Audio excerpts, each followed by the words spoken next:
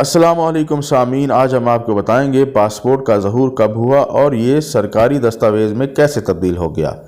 یہ بات صحیح ہے کہ ماضی میں پاسپورٹ کے بغیر دوسرے ممالک میں جانا بہت آسان تھا۔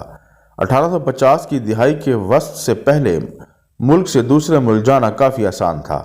ہو سکتا ہے کہ سرحدی سڑکوں پر کچھ کسٹم افسران موجود ہوتے، لیکن آپ ان سے بچ کر جنگل میں جا سکتے تھے۔ کئی پرانی دستاویز کی بنیاد پر کہا جا سکتا ہے کہ پاسپورٹ کا لفظ قرون وسطی سے وابستہ ہے۔ اس زمانے میں اجنبی افراد کو شہروں کے درمیان آزادانہ نقل و حرکت کے لیے مقامی حکام سے ایک اجازت نامے کی ضرورت ہوتی تھی۔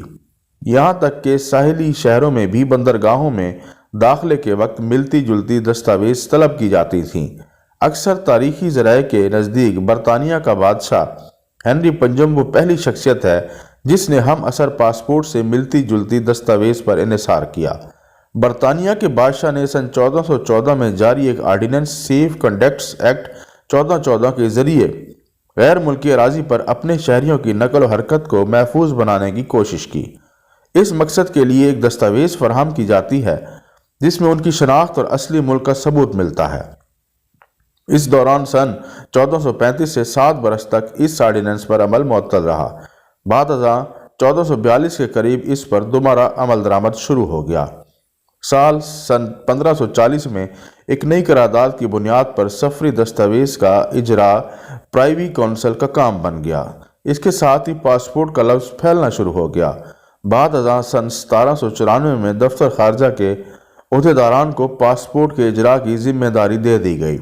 برطانیہ کے سب سے پرانے پاسپورٹ کی تاریخ سن 1636 ہے، جب برطانیہ کے بادشاہ چارلس اول نے اس سال سر تھامس لٹلٹن کو سمندر پار اراضی کی جانب سفر کی اجازت دی، جہاں اس زمانے میں براعظم امریکہ میں انگریزی کالونیاں ہوتی تھیں۔ پہلی جنگ عظیم کے بھڑکنے کے ساتھ ہی صورتحال تبدیل ہو گئی اور اکثر ممالک نے مسافروں کے لیے سیکورٹی وجوہات کی پیش نظر پاسپورٹ پر انحصار لازم قرار دے دیا، اس لیے کہ جاسوسی اور تخریب کاری کے خطرے سے بچاؤ کے لیے آنے والے کی شہریت جاننا ضروری ہو گیا۔ پہلی جنگ عظیم کے اختتام کے بعد دنیا کے مختلف بڑے ممالک عالمی طاقتوں نے پاسپورٹ پر انحصار کیا۔